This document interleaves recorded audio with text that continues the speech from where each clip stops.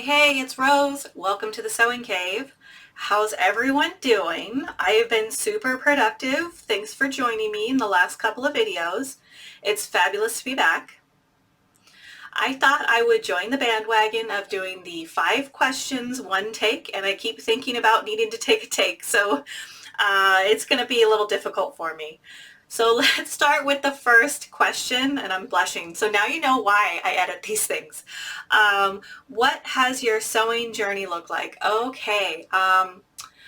First project, middle school, so I was probably 12, and I sewed with my grandmother and my aunt, and I made myself some fabulous, like, long, elasticated quilting cotton, like, board shorts in the 90s. They didn't look cool then, but I loved them.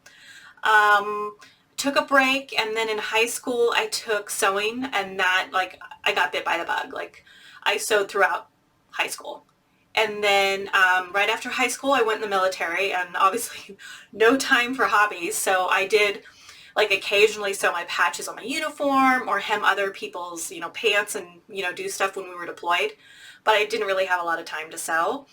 And then right after military I went to law school, and, like, there is no time to sew.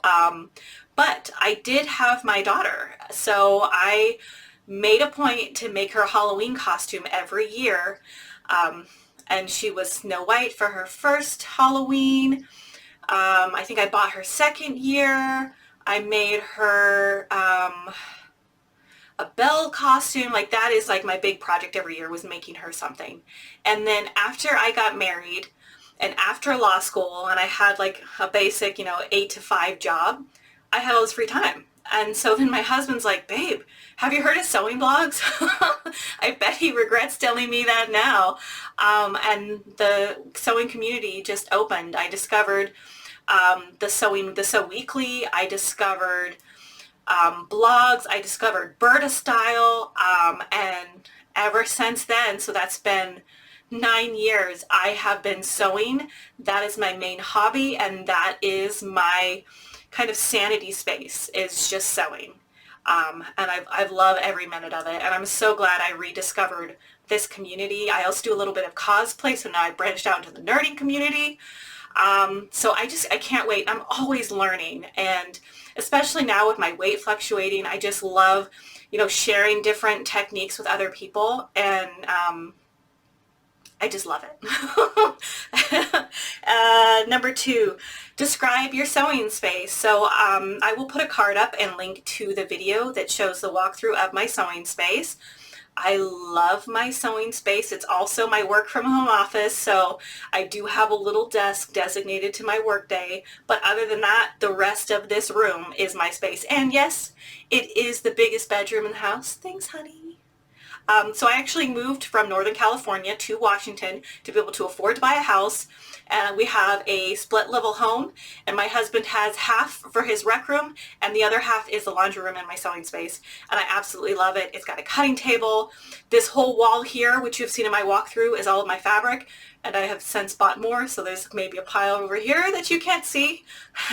Cropping, gotta love it. I've got space for my sewing machines. It's not as well lit as I'd like. I have a ring light on right now that occasionally I do turn on to sew with. I have lights here. I have my chandelier, but it is still pretty dark. I do have a desk lamp on there. So that would probably be the one thing, if I could change anything about my sewing space, would be just the lighting, because I want some more lighting. 3, what's it like to be a sewing YouTuber? Do you call yourself a YouTuber? Can you call yourself a YouTuber if you haven't posted for like 6 months? I'm just going to say yes.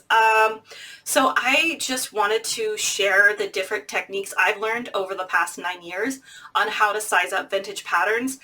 It just seemed to be a gap in a lot of the YouTubes I have seen, and just things that people talk about. Like, a lot of the vintage sewing patterns, especially the gunny sacks dresses, they're all so small, and it just kind of made me feel bad. So I have the skills to be able to grade up patterns and alter things and hack them, and I think they can be intimidating. So I thought I could just share my journey as I continue to improve my grading skills and developing techniques to fit, my fluctuating size. A lot of women out there have the same problems I do. So I thought, hey, we can learn together.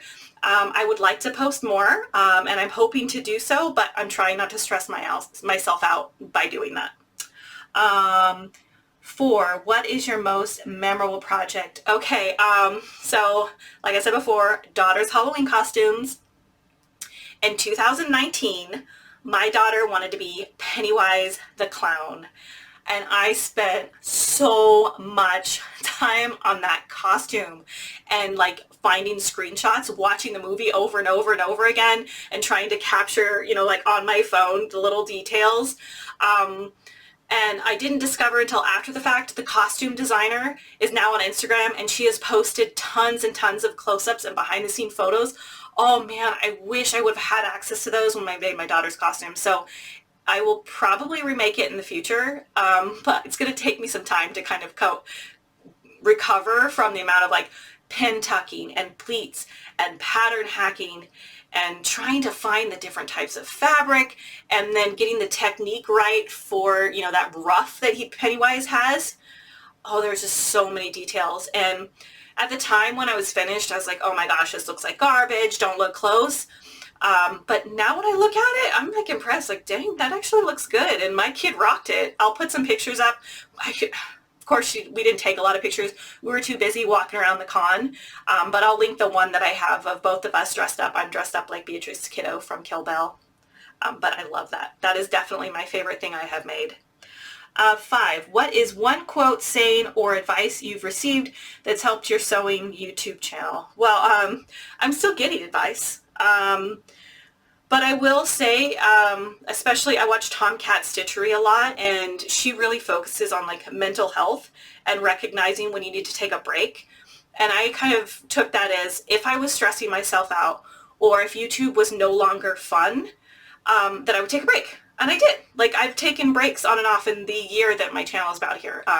It's obviously impacted a lot of the content I have, but hopefully the content that is out there is valuable, and the content I add in the future is just the same. So hopefully I'm not rambling too bad and I answered all the questions. And you'll probably hear a lot of ums that I wish I could be editing out. Don't we all, right? But I really appreciate you sitting down, having a cup of tea with me while I go over these questions and we get to know each other a little bit better. But I would ask one question for you, and if you could put them in the comments. What is the most boring thing that you can do? So this is like the icebreaker that, the most interesting thing. Tell me one most interesting thing about you. No, I want to know the most boring thing that you think is unique to yourself. So we can just get to know each other a little bit better in the comments. I have seen this on Instagram, and there's some like really funny comments out there about like, oh, I don't like mayo in my salad unless I don't know about it, and then it's amazing. Or, like I can whistle with my nostril, like super random stuff. But you really get to kind of understand people's priorities and, their outlook on life and what they consider fun. And I thought it'd just be fun just to kind of get to know each other better in the comments. And now, I will stop rambling now, I promise.